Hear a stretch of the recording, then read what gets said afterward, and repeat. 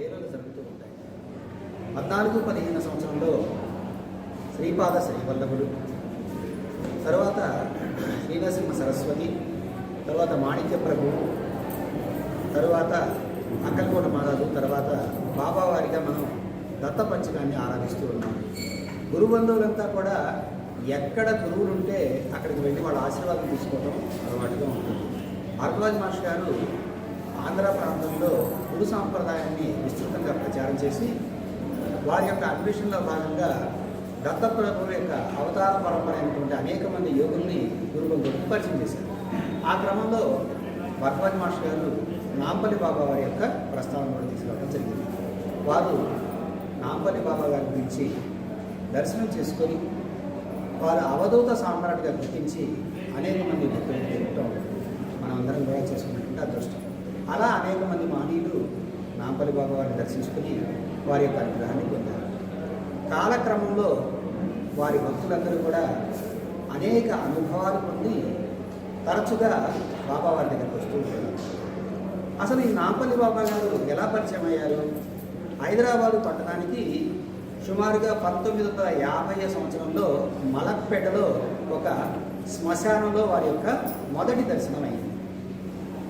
ఎవరైనా సాధకులు ఎక్కడైనా అడవిలో ఉంటారు, లేదంటే ఆశ్రమాల్లో ఉంటారు, ఏదైనా పాడుపడినటువంటి శిథిలమైనటువంటి దేవాలయాల్లో మసీదుల్లో దర్శనిస్తారు. కానీ నాంపల్లి బాబా గారిలో ఉన్నటువంటి విశేషత ఏమిటంటే వారు అవతార ప్రకటన చేయడానికి ఈ విశ్వమంతా ఏలుతున్నటువంటి ఈశ్వరం సర్వభూతానాం అంటాం మనం. అంటే ఈ భూతాలన్నిటి కూడా అధిపతి అయినటువంటి ఈశ్వరుడి యొక్క అవతారంగా ఇక్కడ నాంపల్లి బాబా వారు శ్మశానంలో దర్శనమివ్వడం జరిగింది.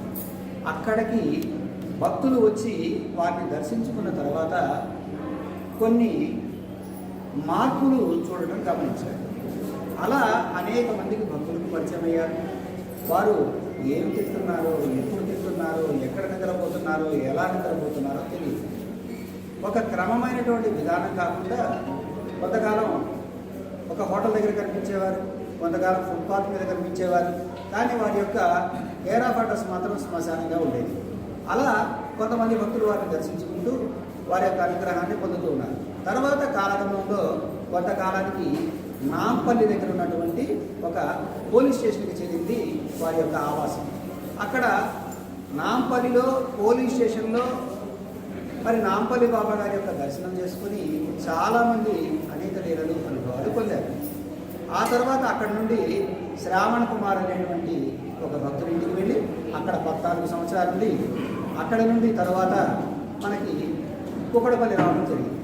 కుకడపల్లి వచ్చి అక్కడ 14 నెలల నుండి 2004 సంవత్సరం నవంబర్ 6వ తేదీ వరకు దేహంతో ఉండి తరువాత ఆ రోజున దేహత్యాగం చేశారు. నవంబర్ 6వ తారీఖు 2004 సంవత్సరం వారు దేహాన్ని విడిచిపెట్టి దీప్తినగర్లో ఇప్పుడు మనం ఉన్నటువంటి ప్రాంగణంలో వారి యొక్క సజీవ లీలలు నిశ్చల సమాధిలో ఉండి ఇక్కడికి భక్తులను అందిస్తూ ఉన్నారు. నిరంతర ధ్యానంలో ఉంటూ ఎవరైతే నాంపల్లి బాబా వారిని స్మరిస్తున్నారో, నాంపల్లి బాబా వారి యొక్క స్మరణ చేస్తూ వారి యొక్క గ్రంథాన్ని పారాయణ చేస్తున్నారు, వారి నామజపం చేస్తున్నారు, వారిని తలుచుకుంటే చాలు భక్తులకి అనేక లీలలు జరుగుతున్నాయి.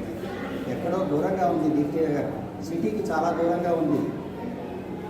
హైదరాబాద్ నగరంలో సుమారుగా 1 కోటి జనాభా ఉంటే గురువులు ఒక్కొక్క మార్గాన్ని ఎన్నుకుని భక్తుల్ని ఉద్ధరించడానికి వివిధ రూపాలు ధరించి వస్తారని చెప్తుంది గురు చరిత్ర.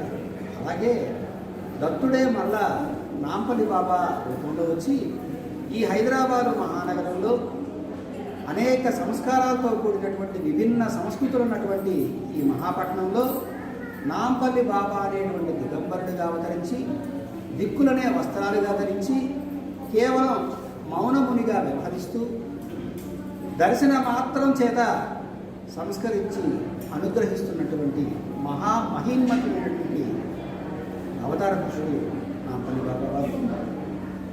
మనం మాటల్లో కాకుండా ఒకసారి దర్శించుకొని ఆ మహిమని స్వానుభూతి చెందొచ్చు. ఇక్కడ జరుగుతున్నటువంటి అనేకమైనటువంటి సేవా కార్యక్రమాలు చూస్తే మనకి చాలా ఆనందం వేస్తుంది. కూడా కోరుకునేది ముఖ్యమైనటువంటిది అన్నదానం.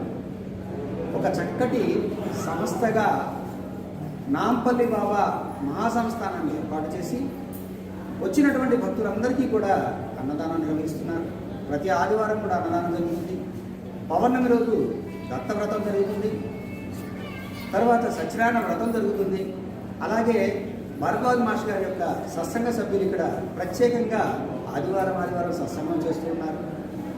గురుతత్వాన్ని ప్రజల్లోకి తీసుకువెళ్ళడానికి, గురుతత్వం యొక్క విశిష్టతని మనం తెలుసుకోవడానికి నాంపల్లి బాబా వారు గురు పరంపరగా ఇక్కడ మనందరినీ అనుగ్రహిస్తూ సత్యమై వెలుగుతూ ఉన్నారు. ఆ ఆరాధన సందర్భంగా వారిని స్మరించుకుంటూ వారి అనుగ్రహాన్ని పొందుదాం.